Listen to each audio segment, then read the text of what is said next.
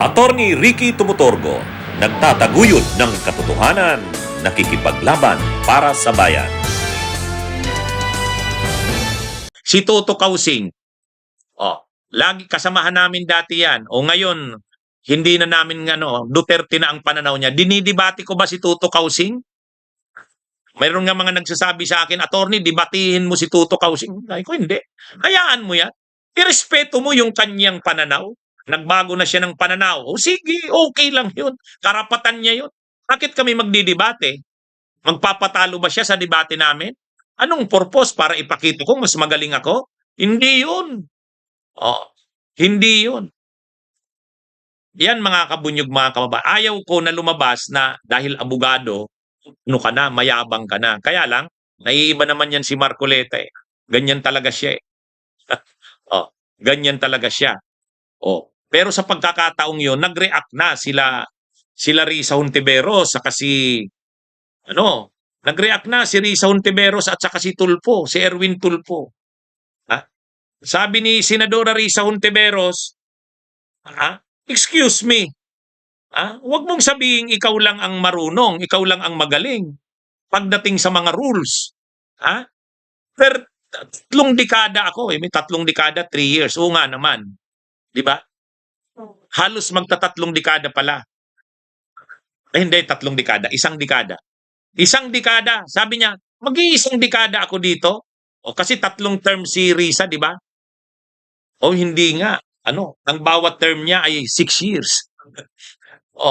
Tama. Halos ilang dekada na pala si Risa. Kaya sabi ni Senadora Risa, ilang dekada na ako dito? Di ba? 6 years ang bawat term niya. Naka-3 term siya. Di almost 18. Almost 18 years. Di ngayon, sasabihin mo, hindi, ang eksaktong pagkakasabi ni Senadora Risa ganito. Ang eksaktong pagkakasabi ni Senadora Risa, mga kabunyog. Sabi ni Senadora Risa, bakit niya binababa sa usaping kulang kukuno sa legal background? Hello, 1 dekada na akong nagtatrabaho sa Senado. Yun. Di ba? Kaya ito mga kabunyog, mga kababayan? Tama naman yung punto ni Senadora Risa. Bakit mo ginagamit ang argumento na abogado ka? Bakit mo ginagamit yung argumento na wala kaming legal background? Dahil wala silang legal background, dahil hindi sila abogado, mas magaling ka na. Di ba? Yan mga kabunyog. Yan yung Kaya kahit din si Erwin Tulfo, sabi ni Erwin Tulfo, ad hominem. Ad hominem. Bakit mo pinipilit yan na gusto mong amendment? Ayaw nyo nang sundin ang rules. Yan yung mga kabunyog. Kaya actually, wala. Makikita mo kahapon, naghahabol si Marcoleta ng argumento eh. Kasi tama naman yung argumento ni Erwin Tulfo at saka ni Senadora Risa Hontiveros. Huwag mong gamitin ang legal background mo. Hindi tama yon. Parang dahil abogado ka, yun ang gagamitin mong argumento na. Kami, dahil hindi kami abogado, wala kaming alam, umahina kami kaysa sayo. Wag naman ganon. Yun ang punto ni Tulfo, ni Erwin Tulfo. Sabi niya, ad hominem yun. Parang pag natatalo ka na, parang pag natatalo ka na sa argumento, gagamitin mo na yung ganon. Nami-personal ka na ng take. Parang sasabihin mo, hindi, ganyan ka kasi, hindi ka abogado eh. Hindi mo alam ang batas. Kung ganun ba yun? Ad hominem nga yun. Yan yung kinol na atensyon kahapon ni Erwin Tulfo. Si Senadora Risa Hontiveros, tumayo si Senadora Risa Hontiveros. Excuse me, hello. Huwag mo akong gamitan ng bababa ang diskusyon natin.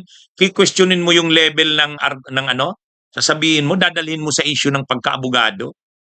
O nga naman, nakita naman natin si Senadora Risa Hontiveros. Ang dami niyang hinarap na mga abogado. Tingnan nyo, yung pag-handle ni Senadora Risa Hontiveros doon kay Senior Aguila. Ang nagpipreside doon si Senadora Risa Hontiveros. Yung nag-hearing ang Senado kay Kibuloy. O, nag-hearing ang Senado tungkol kay Kibuloy. Mga abogado ang nandun. May dala pang abogado si Kibuloy. O, umubra ba kay Senadora Risa? Hindi. Hindi ibig sabihin, hindi mo naman kayang sindakin si Senadora Risa dahil abogado ka. Ha? Ang lagay, ang ano na yan, ang experience ni Senadora Risa, kahit hindi yan abogada, hindi mo yan kayang sindakin dahil abogado ka. Yan yung point ni Senadora Risa. Huwag mong idaan sa pagkaabogado mo. Ang experience ko dito, mahigit 1 dekada na, tapos gagamitin mo yang sasabihin mo, abogado ka. Oh, 'di ba mga kabunyog mga kawan? Tama 'yun. Kaya parang kaliwat ka ng sampal sa mukha ni Marcoleta 'yun eh. Oh, kasi sobrang yabang na. Nakakala mo dahil abogado ka, ikaw na ang magaling. Eh, sa totoo lang yung mga problemang legal niya ngayon, yung kinakaharap niyang plunder, may precautionary hold departure order na sa kanya.